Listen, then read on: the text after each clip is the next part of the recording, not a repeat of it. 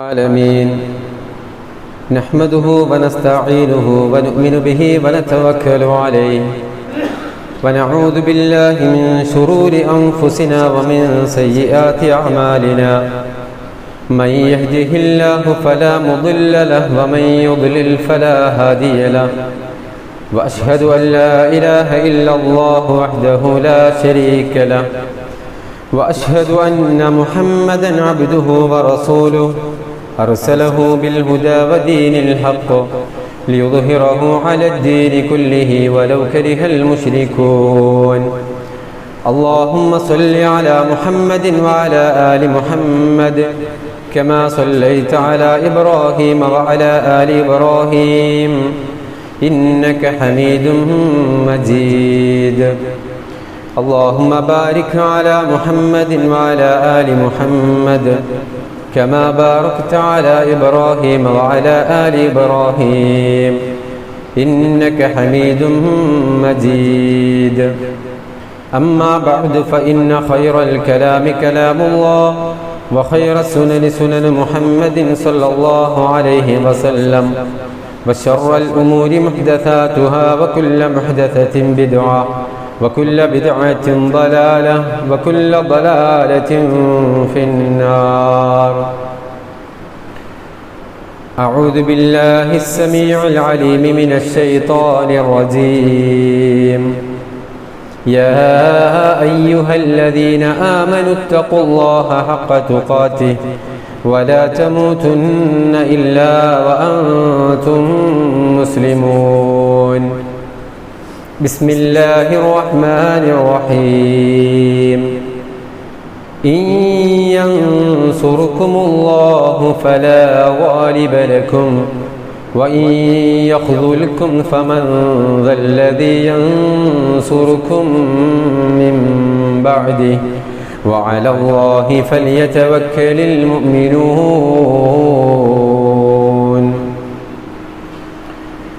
സ്നേഹം നിറഞ്ഞ സത്യവിശ്വാസികളെ വിശ്വാസിനികളെ റഹ്മാനും റഹീമുമായ അള്ളാഹുവിൻ്റെ വിധിവിലക്കുകളും നിയമനിർദ്ദേശങ്ങളും ജീവിതത്തിൻ്റെ മുഴുവൻ സന്ദർഭങ്ങളിലും സൂക്ഷിച്ച് തഖ്വയോടുകൂടെ ജീവിക്കണേ എന്ന് എന്നെയും നിങ്ങളെ ഓരോരുത്തരെയും ഓർമ്മപ്പെടുത്തുകയാണ്, വസിയ്യത്ത് ചെയ്യുകയാണ്.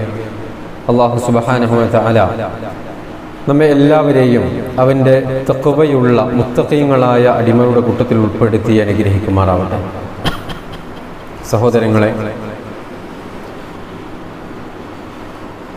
ഹിജ്റ കലണ്ടർ അനുസരിച്ച് ഒരു പുതിയ വർഷത്തിലേക്ക് പ്രവേശിച്ചിരിക്കുകയാണ് നമ്മൾ ഓരോരുത്തരും.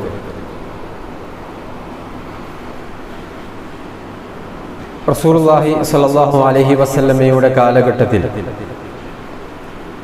കലണ്ടർ എന്ന ഒരു സമ്പ്രദായം ഉണ്ടായിരുന്നില്ല. മഹാനായ ഉമർ ഇബ്നുൽ ഖത്താബ് റളിയല്ലാഹു അൻഹുവിൻ്റെ ഭരണകാലഘട്ടത്തിലാണ് ഒരു കലണ്ടർ രൂപപ്പെടുന്നത്. ഹിജ്രി കലണ്ടർ എന്നുള്ള പേരിൽ നമ്മൾ ഇന്ന് കാണുന്ന ഹിജ്റ കലണ്ടർ രൂപപ്പെടുന്നത് ഉമർ ഇബ്നുൽ ഖത്താബ് റളിയല്ലാഹു അൻഹുവിൻ്റെ കാലഘട്ടത്തിലാണ്.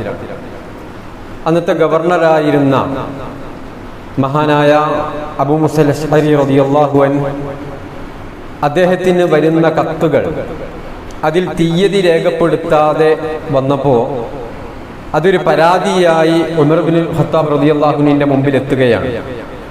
അമീറുൽ മുഅ്മിനീൻ, ഒരുപാട് ലെറ്ററുകൾ, ഒരുപാട് കത്തുകൾ എനിക്ക് വരുന്നുണ്ട്, പക്ഷേ തീയതി രേഖപ്പെടുത്താത്തത് കൊണ്ട് തന്നെ ഇത് ഏതു മാസം വന്നതാണ്, ഏതാണ് ആദ്യം വന്നത്, ഏതാണ് അവസാനം വന്നത്, ആദ്യം പരിഗണിക്കേണ്ടത് ഏതാണ്, ആദ്യം അവസാനം പരിഗണിക്കേണ്ടത് ഏതാണ്, ഇതൊന്നും അറിയുന്നില്ല.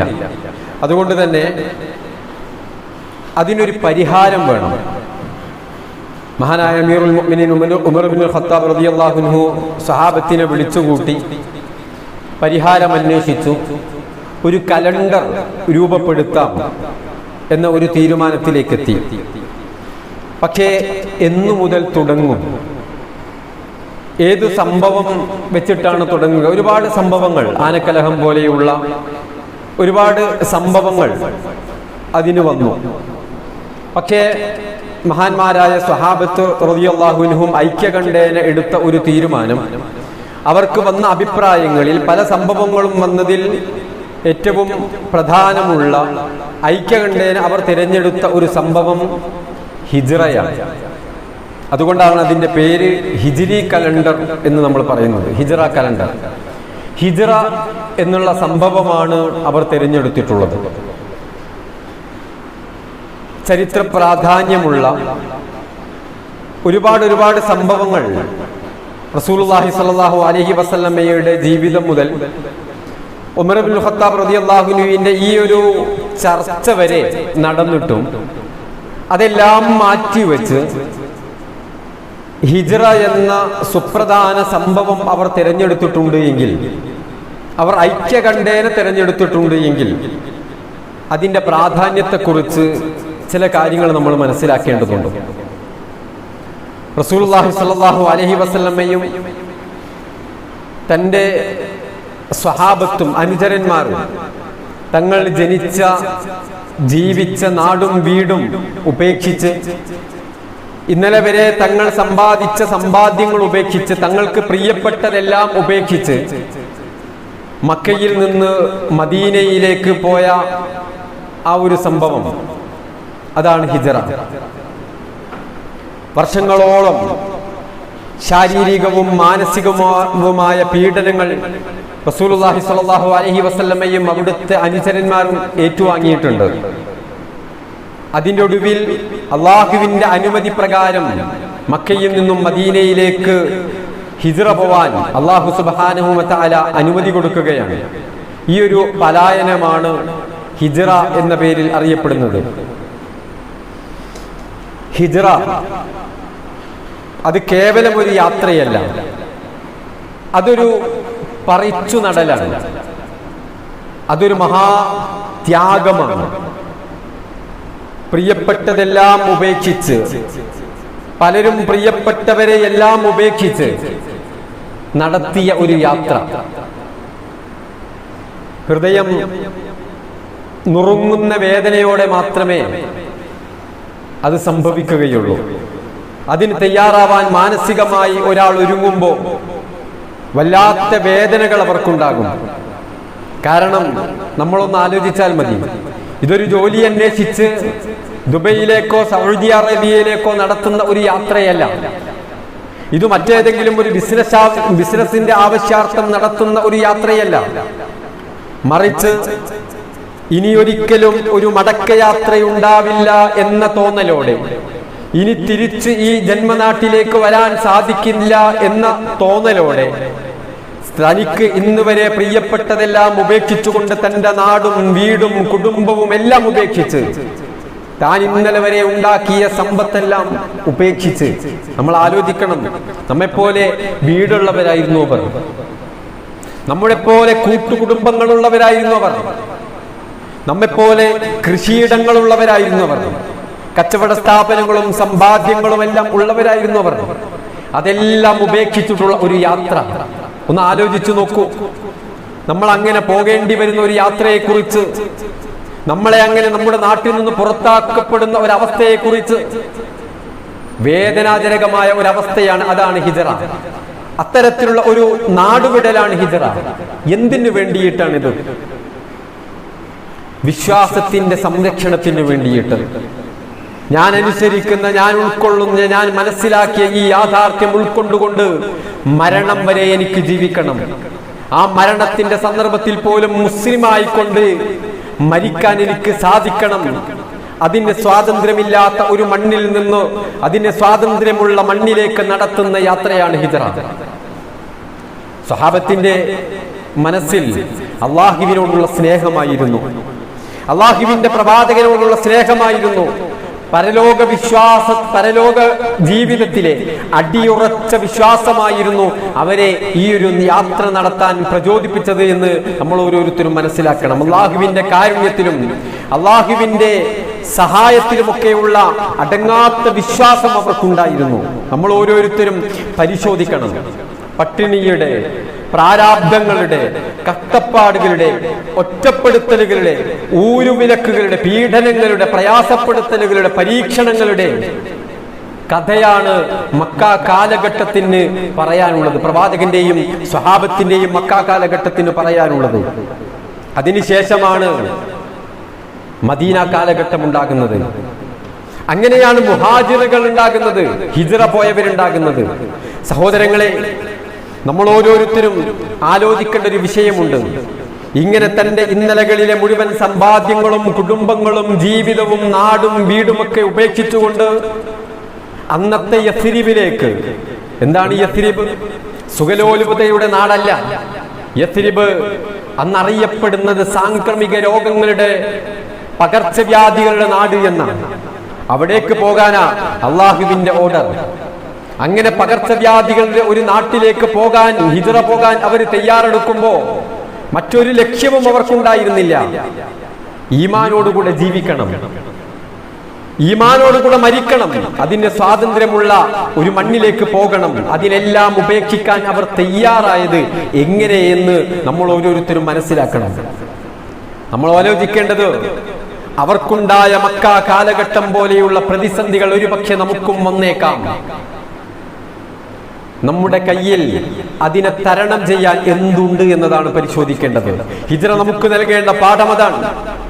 അങ്ങനത്തെ ഒരു ഹിജ്റ നടത്തേണ്ടി വന്നാൽ, നമ്മുടെ നാട്ടിൽ നിന്ന് പുറത്താക്കപ്പെട്ടാൽ, അങ്ങനത്തെ ഒരു അവസ്ഥ നമുക്ക് സംജാതമായാൽ, നമ്മുടെ കയ്യിൽ അതിനെ തരണം ചെയ്യാൻ, അതിനെ പ്രതിരോധിക്കാൻ നമ്മുടെ കൈവശമുള്ളത് എന്താണ്, അവർക്കെങ്ങനെ അത് സാധിച്ചു എന്നുള്ളതാണ് നമ്മൾ ഓരോരുത്തരും പരിശോധിക്കേണ്ടത്. മദീന കാലഘട്ടം ഉണ്ടാകണമെന്ന് നമ്മൾ ആഗ്രഹിക്കുന്നുണ്ടെങ്കിൽ അതിനു മുമ്പ് മക്കയുണ്ടാവണം. മക്കയിൽ ഒറ്റപ്പെടുത്തലുകളുണ്ട്, പ്രയാസപ്പെടുത്തലുകളുണ്ട്, പീഡനങ്ങളുണ്ട്, ഊരുവിലക്കുകളുണ്ട്. അത്തരത്തിലുള്ള സർവതരത്തിലുള്ള പ്രയാസപ്പെടുത്തലുകളും കഴിഞ്ഞതിന് ശേഷമാണ് മദീന ഉണ്ടായിട്ടുള്ളത്. മക്ക കഴിഞ്ഞിട്ടാണ് മദീന. അൻസാറുകളെ പോലെയുള്ള ആളുകൾ നമ്മെ സഹായിക്കാൻ അത്തരം സന്ദർഭങ്ങളിൽ വന്നേക്കാം. പക്ഷേ ഞാനും നിങ്ങളും പരിശോധിക്കേണ്ടത് മുഹാജിറാവാനുള്ള യോഗ്യത എനിക്കും നിങ്ങൾക്കും ഉണ്ടോ എന്നാണ്. ആരാണ് മുഹാജിർ? ഈ യാത്ര പോയവരാണ് മുഹാജിർ. എല്ലാം ഉപേക്ഷിച്ചവർ, സർവ്വതും വെടിഞ്ഞവർ, അള്ളാഹുവിന്റെ ദീൻ ഉൾക്കൊള്ളാൻ വേണ്ടി സർവ്വതും ഉപേക്ഷിച്ചു പോയ മുഹാജിറുകൾ. അത്തരത്തിലുള്ളൊരു മുഹാജിറാവാനുള്ള യോഗ്യത നമുക്കുണ്ടാകുമ്പോഴാ അൻസാറുകൾ നമ്മുടെ മുമ്പിലേക്ക് വരുന്നത്. പരിശോധിക്കേണ്ടത് നമ്മൾ അങ്ങനെയാണ്. അവർക്കെങ്ങനെയാണ് അത് സാധിച്ചത് എന്നുള്ളതാണ്. ലാ ഇലാഹ ഇല്ലല്ലാഹയായിരുന്നു അവർക്കതിന് സാധിക്കാനുള്ള പ്രചോദനമായ ഒറ്റമൂലി ലാ ഇലാഹ ഇല്ലല്ലാഹയാണ്. അള്ളാഹുവിനുള്ള അടിയുറച്ച വിശ്വാസം, അള്ളാഹു ഞങ്ങളെ സഹായിക്കുമെന്നുള്ള ഉറച്ച വിശ്വാസം. അവന്റെ വിശുദ്ധ ഖുർആനിന്റെ ആയത്തുകൾ നമ്മൾ ഇന്ന് പാരായണം ചെയ്യുന്നുണ്ട്.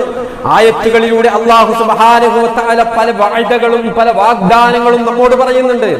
അത് സ്വഹാബത്തിനോട് പറഞ്ഞപ്പോ അവരത് കേവലം ഒരു വാചകമായിട്ട് എടുത്തിട്ടില്ല, കേവലം ഒരു മനുഷ്യന്റെ സംസാരമായിട്ടല്ല അവരെടുത്തത്. ഇത് മുഹമ്മദ് നബി സല്ലല്ലാഹു അലൈഹി വസല്ലമയുടെ തിരുനാവിലൂടെ നമുക്ക് വരുന്നുണ്ടെങ്കിലും ഇതേ ആകാശങ്ങൾക്കപ്പുറത്ത് ഈ ലോകത്തിന്റെ സൃഷ്ടാവായ റബ്ബുൽ ഇസ്സത്തിന്റെ കലാമാണ്. അതുകൊണ്ട് ഞാൻ അതിൽ അടിയുറച്ച് വിശ്വസിക്കുന്നുണ്ട്. അവന്റെ കരാർ അവൻ പൂർത്തീകരിക്കുക തന്നെ ചെയ്യും. ഞാൻ അതിൽ അടിയുറച്ച് വിശ്വസിക്കുന്നുണ്ട് എന്ന അടിയുറച്ച വിശ്വാസം, അതാണ് അവർക്ക് ഈ യാത്രക്ക് പ്രചോദനമായിട്ടുള്ളത്. വിശുദ്ധ ഖുർആൻ സൂറത്തുർ റൂമിന്റെ 47ാമത്തെ വചനത്തിൽ അല്ലാഹ് പറഞ്ഞില്ലേ, വകാന ഹഖ്ഖൻ അലൈനാ നസ്റുൽ മുഅ്മിനീൻ, മുഅ്മിനീങ്ങളെ സഹായിക്കുക എന്നുള്ളത് നമ്മുടെ ബാധ്യതയാണ് എന്ന്. നമ്മൾ പാരായണം ചെയ്യുന്ന ഖുർആനിലും ഈ ആയത്തുകളുണ്ട്.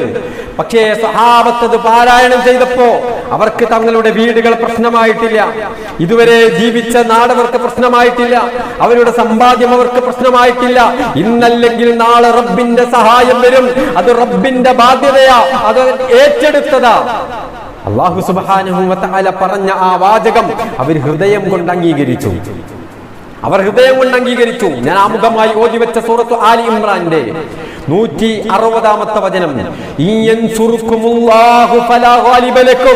സഹോദരങ്ങളെ, നമ്മളൊക്കെ പാരായണം ചെയ്യുന്ന വചനങ്ങളാണ്. എന്താ അല്ലാഹ് പറഞ്ഞത്? അല്ലാഹുവെങ്ങാനും നിങ്ങളെ സഹായിച്ചാൽ ഫലാ ഗാലിബ ലക്കും, നിങ്ങളെ അതിജയിക്കാൻ മറ്റൊരു ശക്തിയുമില്ല. അള്ളാഹു നിങ്ങളെ സഹായിച്ചാൽ നിങ്ങളെ അതിജയിക്കാൻ മറ്റൊരു ശക്തിക്കും സാധ്യമല്ല. അവൻ നിങ്ങളെ കൈവിട്ടാലോ പിന്നെ നിങ്ങളെ സഹായിക്കാൻ മറ്റാർക്കും സാധ്യമല്ല. അതുകൊണ്ട് മുഅ്മിനുകൾ അള്ളാഹുവിൽ ഭരമേൽപ്പിക്കട്ടെ എന്നുള്ളതാണ് നമ്മൾ പരിശോധിക്കേണ്ടത്. അതാണ് അക്കാര്യത്തിലുള്ള മക്കാ കാലഘട്ടം പോലെയുള്ള പ്രയാസങ്ങൾ നമ്മുടെ മുമ്പിലേക്ക് വരുന്നു എന്ന് നമുക്ക് തോന്നിയാൽ, പ്രതിസന്ധിയുണ്ട് എന്ന് നമുക്ക് ബോധ്യമാകുമ്പോ, പ്രശ്നങ്ങളുണ്ട് എന്ന് നമുക്ക് ബോധ്യമാകുമ്പോ, അത് ഭരണകൂടത്തിൽ നിന്നായാൽ, നമ്മുടെ നാടുകളിൽ നിന്നായാൽ, കുടുംബത്തിൽ നിന്നായാൽ, നമ്മുടെ ചുറ്റുപാടുകളിൽ നിന്നായാൽ, നമുക്ക് വ്യക്തിപരമായ പ്രശ്നങ്ങൾ ഉണ്ടായാൽ, അവിടെയൊക്കെ അള്ളാഹുവിലേക്ക് ഭരമേൽപ്പിക്കാനുള്ള ഒരു മാനസികാവസ്ഥ നേടിയെടുക്കാൻ എനിക്കും നിങ്ങൾക്കും സാധിച്ചാൽ മാത്രമേ പ്രതിസന്ധികളെ തരണം ചെയ്യാൻ സാധിക്കൂ എന്നുള്ളതാ അള്ളാഹുവിന്റെ പ്രവാചകൻ സല്ലല്ലാഹു അലൈഹി വസല്ലമയും സഹാബത്തും നടത്തിയ ഈ ഹിജ്റയിൽ നിന്ന് മുഅ്മിനീങ്ങൾക്കുള്ള ഒന്നാമത്തെ പാഠം. എല്ലാം അർപ്പിച്ചവർ യാത്ര പോയി. നമുക്കറിയാം പ്രവാചകൻ സല്ലല്ലാഹു അലൈഹി വസല്ലമയും സഹാബത്തൊക്കെ യാത്ര പോയി. അവസാനം റസൂലുള്ളാഹി സല്ലല്ലാഹു അലൈഹി വസല്ലമയും മഹാനായ അബൂബക്കർ സിദ്ദീഖ് റളിയല്ലാഹു അൻഹു യാത്ര പോയ രംഗത്തെക്കുറിച്ച് വിശുദ്ധ ഖുർആൻ പറയുന്നുണ്ട്. എല്ലാ ദിവസവും അവസാന സമയത്ത് സഹാബത്തൊക്കെ യാത്ര പോയി. നബി സല്ലല്ലാഹു അലൈഹി വസല്ലമയും അബൂബക്കർ റളിയല്ലാഹു അൻഹു മാത്രമാണ് ഉള്ളത്. നബി സല്ലല്ലാഹു അലൈഹി വസല്ലമ എല്ലാ ദിവസവും പലപ്പോഴും രാവിലെ അതല്ലെങ്കിൽ വൈകുന്നേരം അബൂബക്കർ സിദ്ദീഖ് റളിയല്ലാഹു അൻഹുവിന്റെ വീട്ടിലേക്ക് കടന്നു വരാറുണ്ട്. ഒരു ദിവസം നബി സല്ലല്ലാഹു അലൈഹി വസല്ലമ ഒരു ഉച്ച സമയത്ത് അബൂബക്കർ സിദ്ദീഖ് റളിയല്ലാഹു അൻഹുവിന്റെ വീട്ടിലേക്ക് കടന്നു വന്നു. നബി കടന്നു വന്നത് കണ്ടപ്പോ ആയിഷ റളിയല്ലാഹു അൻഹയോട് നബി മഹാനായ അബൂബക്കർ സിദ്ദീഖ് റളിയല്ലാഹു അൻഹു പറഞ്ഞു, ആയിഷ, പ്രവാചകൻ വരുന്നുണ്ട്, ഇന്ന് എന്തോ ഒരു പ്രധാനപ്പെട്ട വിഷയവുമായിട്ടാണ് പ്രവാചകന്റെ വരവ്, അതല്ലെങ്കിൽ ഈ സമയത്ത് നബി വരാറില്ലല്ലോ. അതെ, നബി സല്ലല്ലാഹു അലൈഹി വസല്ലമ പറഞ്ഞു, അബൂബക്കരെ, എനിക്ക് യാത്ര പോവാൻ, എനിക്ക് മദീനയിലേക്ക് ഹിജ്റ പോവാൻ അള്ളാഹുവിന്റെ അനുമതി ലഭിച്ചിട്ടുണ്ട്. അബൂബക്കർ സിദ്ദീഖ് റളിയല്ലാഹു അൻഹു ഉടനെ തന്നെ നബിയോട് ചോദിച്ചത്, പ്രവാചകരെ, അസ്സുഹബ, ആരാ അങ്ങയുടെ കൂടെ പോരാൻ ആരാണ്? എനിക്ക് അനുവാദമുണ്ട് പ്രവാചകരെ. നബി സല്ലല്ലാഹു അലൈഹി വസല്ലമ പറഞ്ഞു, അതെ, പ്ലാൻ ചെയ്തു, എങ്ങനെ പോകണം, ആരെ വഴി കാണിക്കാൻ കൂട്ടണം എന്ന് പ്ലാനിംഗ് ഒക്കെയായി ചരിത്രം നമുക്കറിയാം. ആ പ്ലാനിങ്ങോടുകൂടെ നബി സല്ലല്ലാഹു അലൈഹി വസല്ലമ അന്നത്തെ രാത്രി അലി റളിയല്ലാഹു അൻഹുവിന്റെ തന്റെ പുതപ്പിൽ കിടത്തി യാത്ര പോയതൊക്കെ നമുക്കറിയാം. നബി സല്ലല്ലാഹു അലൈഹി വസല്ലമ യാത്ര പുറപ്പെട്ടു. ഗുഹയിലേക്ക്, സൗർ ഗുഹയിലെത്തിയ റസൂലുള്ളാഹി സ്വല്ലല്ലാഹു അലൈഹി വസല്ലം ആ ഗുഹയിൽ അന്നത്തെ ദിവസം സഹാബത്തൊക്കെ നബി സല്ലല്ലാഹു അലൈഹി വസല്ലമയെ തേടി മുശ്രിക്കുകൾ ഓടി നടക്കുകയാണ്. രക്ഷപ്പെട്ടിട്ടുണ്ട് മുഹമ്മദും അബൂബക്കറും, പക്ഷേ എവിടെയാണ് പിടികൂടണം. അങ്ങനെ തൗർ ഗുഹയുടെ മുകളിലേക്ക് എത്തിയ റസൂലുള്ളാഹി സ്വല്ലല്ലാഹു അലൈഹി വസല്ലമയെയും അബൂബക്കർ സിദ്ദീഖ് റളിയല്ലാഹു അൻഹുവിനെയും കാണുന്ന ദൂരത്തിലാണ് ശത്രുക്കൾ ഉള്ളത്. വിശുദ്ധ ഖുർആൻ അതിനെ വിശദീകരിക്കുന്നത്, ഇത് അഖ്റജഹുല്ലദീന കഫറൂ സാനിയത്നൈനി ഇദ്ഹുമാ ഫിൽ ഗാർ ഇദ് യഖൂലു ലിസാഹിബിഹി ലാ തഹ്സൻ ഇന്നല്ലാഹ മഅനാ. രണ്ടുപേരും ഒറ്റക്കാണ് ഗുഹയിലുള്ളത്, ശത്രുക്കൾ മുകളിലുണ്ട്. അബൂബക്കർ സിദ്ദീഖ് റളിയല്ലാഹു അൻഹു പരിഭ്രാന്തിയോടുകൂടെ മുഹമ്മദ് നബി സല്ലല്ലാഹു അലൈഹി വസല്ലമയുടെ മുഖത്തേക്ക് നോക്കിയപ്പോ മുഹമ്മദ് നബി സല്ലല്ലാഹു അലൈഹി വസല്ലമ പറഞ്ഞ വാചകം അല്ലാഹു എടുത്തു പറയുകയാ, ലാ തഹ്സൻ, ദുഃഖിക്കരുത്, പ്രയാസപ്പെടരുത്, ഇന്നല്ലാഹ മഅനാ. ഒരു വിശ്വാസിക്ക് ആശ്വാസമേകുന്ന, ശാന്തി പകരുന്ന, സമാശ്വാസമുണ്ടാകുന്ന, നിർഭയത്വമുണ്ടാകുന്ന ഒരു വാചകമാണത്. നമുക്കത് പറയാൻ സാധിക്കണം. പ്രതിസന്ധികൾ ഉണ്ടാകുമ്പോ, പ്രയാസങ്ങൾ ഉണ്ടാകുമ്പോ, പരീക്ഷണങ്ങളുണ്ട് എന്ന് തോന്നുമ്പോ, ഒറ്റപ്പെട്ടു പോയി എന്ന് തോന്നുമ്പോ, തകർന്നു എന്ന് തോന്നുമ്പോ, ഇല്ല, ഇന്നല്ലാഹ മഅനാ, എന്റെ കൂടെ എന്റെ റബ്ബുണ്ട്, എന്റെ റബ്ബ് ഇതിനൊരു പരിഹാരം കാണിച്ചു തരും. തൊട്ടുമുകളിൽ അവരെങ്ങാനും പ്രവാചകരെ അവരുടെ കാൽപാദത്തിലേക്കൊന്ന് നോക്കിയാൽ ആ കാലിന്റെ ചുവട്ടിലാണ് നമ്മൾ, ഈ ഗുഹയിലാണ് നമ്മൾ ഉള്ളത്, നമ്മെ അവർ കാണില്ലേ പ്രവാചകരെ എന്ന് ചോദിച്ചപ്പോ റസൂലുള്ളാഹി സ്വല്ലല്ലാഹു അലൈഹി വസല്ലമ അബൂബക്കർ സിദ്ദീഖ് റളിയല്ലാഹു അൻഹുവിനോട് തിരിച്ചൊരു ചോദ്യമാണ്, യാ അബൂബക്കർ, മാ വന്നുക യാ അബൂബക്കർ വല്ലാഹു ബിഇത്നൈനി വല്ലാഹു സാലിസുഹുമാ. നമ്മൾ കേവലം രണ്ടുപേരല്ല അബൂബക്കറെ, വല്ലാഹു സാലിസുഹുമാ, നമ്മോടൊപ്പം മൂന്നാമതായി അള്ളയുണ്ട്. ഇതാണ് ആശ്വാസം. നമുക്ക് പറയാൻ സാധിച്ചിട്ടുണ്ടോ? നമുക്ക് വിശ്വസിക്കാൻ സാധിച്ചിട്ടുണ്ടോ? ചെറിയൊരു പ്രയാസം ഉണ്ടാകുമ്പോഴേക്ക് ചെറിയൊരു അസ്വസ്ഥത ഉണ്ടാക്കുമ്പോഴേക്ക് എന്താ ഇന്നത്തെ സമൂഹത്തിന്റെ ആലോചന? ഞാൻ മറ്റു സമുദായങ്ങളെ കുറിച്ചല്ല, അള്ളാഹുവിൽ വിശ്വസിക്കുന്നു എന്ന് പറയുന്നവർ, ഖുർആനിൽ വിശ്വസിക്കുന്നു എന്ന് പറയുന്നവർ, അള്ളാഹ് സഹായിക്കുമെന്ന് വിശ്വസിക്കുന്നവർ, അള്ളാഹുവിന്റെ പരലോകത്തിൽ അടിയുറച്ച് വിശ്വസിക്കുന്നു എന്ന് പറയുന്നവർ, ചെറിയൊരു പ്രയാസം ഉണ്ടാകുമ്പോഴേക്ക് സ്ത്രീകളും പുരുഷന്മാരും യുവാക്കളും കുട്ടികളും ഒക്കെ ഇന്ന് ആത്മഹത്യയെ കുറിച്ച് ആലോചിക്കുന്നു. എവിടെയാണ് റബ്ബിലുള്ള വിശ്വാസം? എവിടെയാണ് പരലോകത്തിലുള്ള വിശ്വാസം? എവിടെയാണ് എന്റെ റബ്ബ് എന്നെ സഹായിക്കുമെന്നുള്ള ശുഭപ്രതീക്ഷ ഏത് മുഅ്മിനീനാണുള്ളത്? ഒരു ചെറിയ പ്രയാസം പോലും നമ്മെ തകർത്തു കളയുന്നുണ്ട് എങ്കിൽ സഹോദരങ്ങളെ, അടിവരയിട്ട് ഞാനും നിങ്ങളും ആലോചിക്കേണ്ടത്, നമ്മുടെ ഹൃദയത്തിലേക്ക് അള്ളാഹുവിലുള്ള വിശ്വാസം എത്തിയിട്ടില്ല. മുഅ്മിനാണെന്ന് നമ്മൾ പറയുന്നുണ്ടെങ്കിൽ വ്യാജമാണത്, കളവാണത്, അത് കേവലം അധര വ്യായാമമാണ്. നമ്മൾ ഹൃദയം കൊണ്ട് അല്ലാഹുവിനെ പുൽകിയിട്ടില്ല, ഈ വിശ്വാസം നമ്മൾ ഉൾക്കൊണ്ടിട്ടുണ്ടെങ്കിൽ ഞാൻ മാത്രമല്ല, എന്റെ ഈ പ്രശ്നങ്ങളിൽ ഇടപെടാൻ എന്റെ റബ്ബിന് സാധിക്കും. ഞാൻ എന്റെ റബ്ബിലേക്ക് സകലതും ഭരമേൽപ്പിച്ചിരിക്കുകയാണ്. ഇങ്ങനെ പറയാൻ എനിക്കും നിങ്ങൾക്കും സാധിക്കണം. ഏത് പ്രതിസന്ധിയിലും എന്റെ റബ്ബ് രക്ഷപ്പെടുത്തുമെന്നുള്ള ഒരു ശുഭപ്രതീക്ഷയോടുകൂടെ ജീവിക്കാനാ ഇസ്ലാം നമ്മെ പരിവർത്തിപ്പിക്കുന്നത്. അങ്ങനത്തെ ഒരു സമൂഹത്തെ വാർത്തെടുക്കാൻ, പ്രതീക്ഷയോടുകൂടെ ജീവിക്കുന്ന, തളർന്ന് തകർന്ന് തരിപ്പണമാകുന്ന ഒരു സമൂഹത്തെ വാർത്തെടുക്കാനല്ല, ആർജവത്തോടെ തലയുയർത്തി നിൽക്കുന്ന, ഇസ്സത്തോടുകൂടെ ജീവിക്കുന്ന, ശുഭപ്രതീക്ഷയുടെ നല്ല നാളുകളെ പ്രതീക്ഷിക്കുന്ന ഒരു വിശ്വാസി സമൂഹത്തെ വാർത്തെടുക്കാൻ അതിന് സാധിക്കണം. അതാ ഹിജ്റ നമുക്ക് നൽകുന്ന ഒന്നാമത്തെ പാഠം. ഒരു പ്രതിസന്ധിയിലും ആര് ഭയപ്പെടുത്തിയാലും, ഏത് തരത്തിലുള്ള നിയമങ്ങൾ നമ്മുടെ മുമ്പിൽ, നമ്മുടെ തലക്ക് മുകളിൽ വാളോങ്ങി നിൽക്കുന്നുണ്ട് എന്ന് നമ്മെ ഭയപ്പെടുത്തിയാലും തകരേണ്ടവരല്ല, തളർന്നു പോകേണ്ടവരല്ല, പതറിപ്പോകേണ്ടവരല്ല, എല്ലാം ഒഴിവാക്കി എന്ത് സുഖമുണ്ടായിരുന്നു പ്രവാചകനും അനുയായികൾക്കും. ഞാൻ ഉപേക്ഷിച്ചിരിക്കുന്നു, ഈ ദീൻ ഉപേക്ഷിച്ചിരിക്കുന്നു. മക്കയിൽ സുഖത്തോടുകൂടെ താൻ ജനിച്ച വീട്ടിൽ തന്റെ സമ്പാദ്യത്തോടുകൂടെ തങ്ങൾ വളർന്നെടുത്ത് തന്റെ കുടുംബത്തോടുകൂടെ ജീവിക്കാമായിരുന്നു അവർക്ക്. പക്ഷേ അവരുപേക്ഷിക്കാൻ തയ്യാറായില്ല. എല്ലാം ഉപേക്ഷിച്ച് അവർ ദീനിനെ പുൽകി, അള്ളാഹുവിൽ അടിയുറച്ച് വിശ്വസിച്ചു. അവരെല്ലാം ഉപേക്ഷിച്ച് യാത്ര പോയപ്പോ അള്ളാഹുവിന്റെ സഹായം അവർക്കുണ്ടായി. സഹോദരങ്ങളെ, നമുക്കും ഉണ്ടാകുമെന്നുള്ളതാ ഹിജ്റ നമുക്ക് നൽകുന്ന ഒന്നാമത്തെ പാഠം. ഇതേ രൂപത്തിൽ തന്നെ നമ്മൾ മനസ്സിലാക്കേണ്ടത്, ഈ ആദർശം നമ്മൾ ഉൾക്കൊള്ളുകയാണെങ്കിൽ പലതും നമ്മൾ ഉപേക്ഷിക്കേണ്ടി വരുമെന്നുള്ളതാണ്. എല്ലാം കെട്ടിപ്പിടിച്ചുകൊണ്ട് ഒരു പ്രശ്നവുമില്ലാതെ ഈ ആദർശം ഉൾക്കൊണ്ടുകൊണ്ട് ജീവിക്കാമെന്ന് നമ്മൾ തെറ്റിദ്ധരിക്കരുത്. അതാണ് ഞാൻ ആമുഖമായി സൂചിപ്പിച്ചത്. മക്കയുണ്ടായതിനു ശേഷമാണ് മദീനയുണ്ടായത്. പീഡനങ്ങളുടെ, പ്രയാസപ്പെടുത്തലുകളുടെ, ഒറ്റപ്പെടുത്തലുകളുടെ, ഊരുവിലക്കുകളുടെ, പരിഹാസങ്ങളുടെ, കുത്തുവാക്കുകളുടെ എല്ലാം മക്ക കാലഘട്ടം കഴിഞ്ഞിട്ടാണ് മദീന കാലഘട്ടം ഉണ്ടായിട്ടുള്ളത്. അത് നമ്മൾ ഓരോരുത്തരും അടിവരയിട്ട് മനസ്സിലാക്കേണ്ടതാണ്. അവർ സ്വഹാബത്ത് അനുഭവിച്ച കഷ്ടതകൾ ചെറുതൊന്നുമായിരുന്നില്ല. നമ്മൾ കേട്ടിട്ടില്ലേ, അള്ളാഹുവിന്റെ പ്രവാചകനും സഹാബത്തും എത്ര കാലമാണ് ജബൽ അബീ ശഅബയിൽ ഒറ്റപ്പെട്ട് കിടന്നത്. കുടിക്കാൻ ഒരൽപ്പം പച്ചവെള്ളം പോലും അവർ നൽകിയിരുന്നില്ല. നമ്മളെ ഈ നാട് പോലെ, കേരളം പോലെ സുഭിക്ഷമായി വെള്ളം പോലും കിട്ടുന്ന നാടല്ല, മരുഭൂമിയാണ്. ചില പച്ചിലകൾ മാത്രം ഭക്ഷിച്ചുകൊണ്ട് ആടുകൾ കാട്ടിക്കുന്നത് പോലെയായിരുന്നു അന്നവർ കാട്ടിച്ചത് എന്ന് ചരിത്രത്തിൽ നമുക്ക് കാണാൻ കഴിയും. എത്ര വേദനാജനകമായ അവസ്ഥയാ. അങ്ങനെയാ മദീനയിലേക്ക്, യസ്രിബിലേക്ക്, അന്നത്തെ യസ്രിബിലേക്ക് ഹിജ്റ പോകാനുള്ള അനുമതി ലഭിച്ചത്.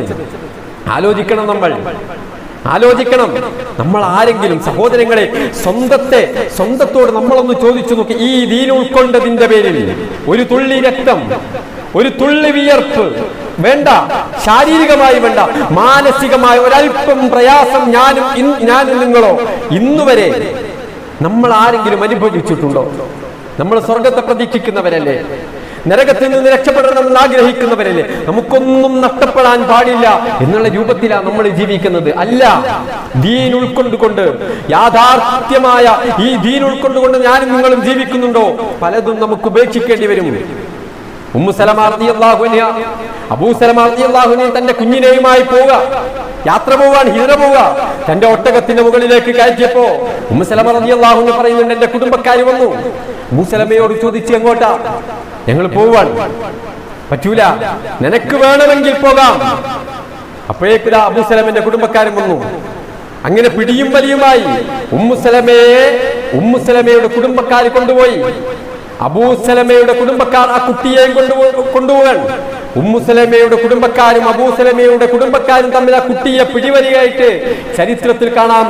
ആ പിതാവിന്റെയും മാതാവിന്റെയും ഉമ്മു സലമയുടെയും അബൂ സലമയുടെയും കൺമുന്നിൽ വെച്ച് ആ കുഞ്ഞിന്റെ കൈ വേർപെടുന്ന അവസ്ഥയുണ്ടായി എന്ന് കാണാം നമുക്ക് ചരിത്രത്തിൽ. കൊണ്ടുപോയി ആ അറ്റുപോയ കയ്യുമായി അബൂ സലമയുടെ കുടുംബക്കാർ ഇത് ഞങ്ങളുടെ കുട്ടിയാണെന്ന് പറഞ്ഞ് അവരെ കൊണ്ടുപോയി. 1 വർഷത്തോളം കാലം കുട്ടിയില്ലാതെ, തന്റെ സ്നേഹനിധിയായ ഭർത്താവില്ലാതെ ഉമ്മു സലമ തന്റെ കുടുംബക്കാരുടെ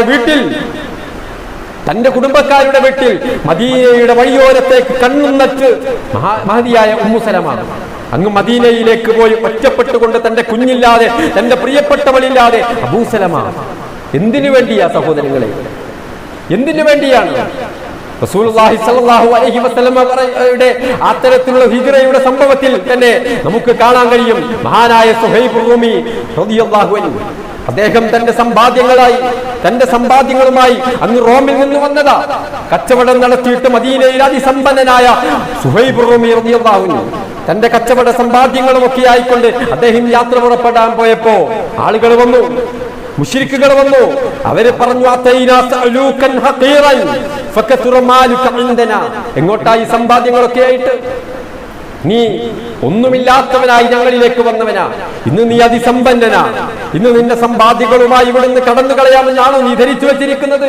ഇല്ല, പോകാൻ ഞങ്ങൾ അനുവദിക്കില്ല. മഹാനായ സുഹൈബ് റൂമി റളിയല്ലാഹു അൻഹു ചോദിച്ചു, അറഅയ്തും ഇൻ ജഅൽതു ലക്കും മാലി അതുഖല്ലൂന സബീലി? ഈ സമ്പാദ്യമൊക്കെ നിങ്ങൾക്കങ്ങ് തന്നാൽ എന്നെ വെറുതെ വിടുവോ? അവര് പറഞ്ഞു, ശരി, കൊടുത്തു.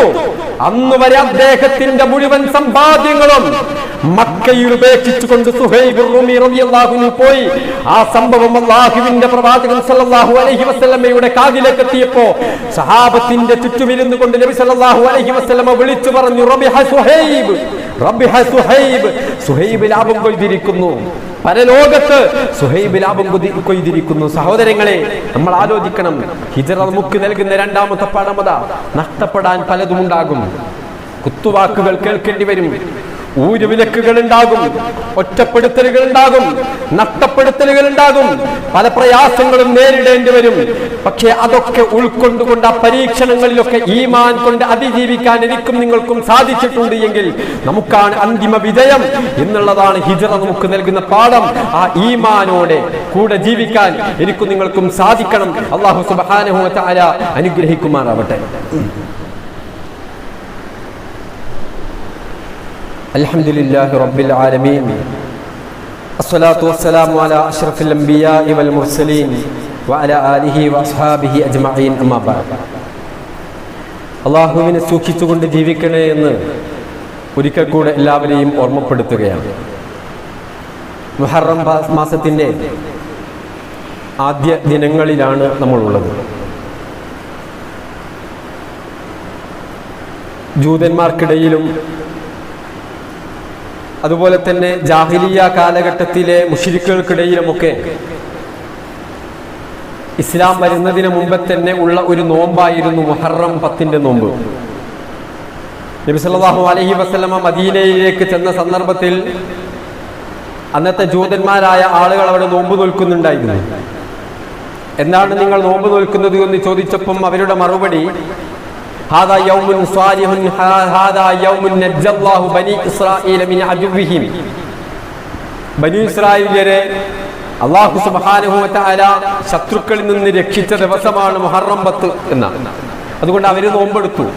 നബി സല്ലല്ലാഹു അലൈഹി വസല്ലമ പറഞ്ഞു, ഫഅന അഹഖു ബിമൂസാ മിൻകും, നിങ്ങളെക്കാളൊക്കെ മൂസയുമായി ആദർശപരമായ ബന്ധമുള്ളവൻ ഞാനാണ്.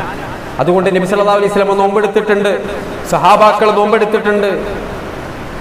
റമദാനിലെ ആയിഷ റളിയല്ലാഹു അൻഹ പറയുന്ന ഹദീസിൽ കാണാം, റമദാനിലെ നോമ്പ് നിർബന്ധമാക്കുന്നത് വരെ വളരെ പ്രാധാന്യത്തോടു കൂടിയായിരുന്നു നബി സല്ലല്ലാഹു അലൈഹി വസല്ലമ മുഹറം 10 നോമ്പിനെ കണ്ടത് എന്നാണ്.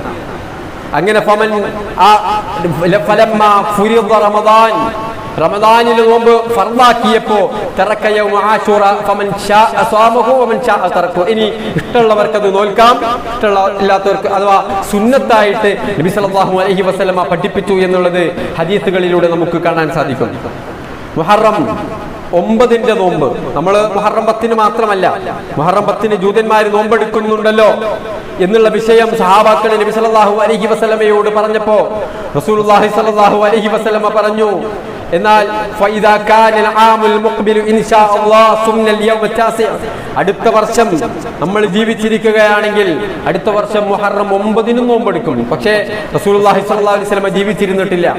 പക്ഷേ പ്രവാചകന്റെ ഹദീസ് പ്രകാരം നമുക്ക് സുന്നത്താണ് മുഹറം 9 10 വലിയ പ്രതിഫലമാണ്.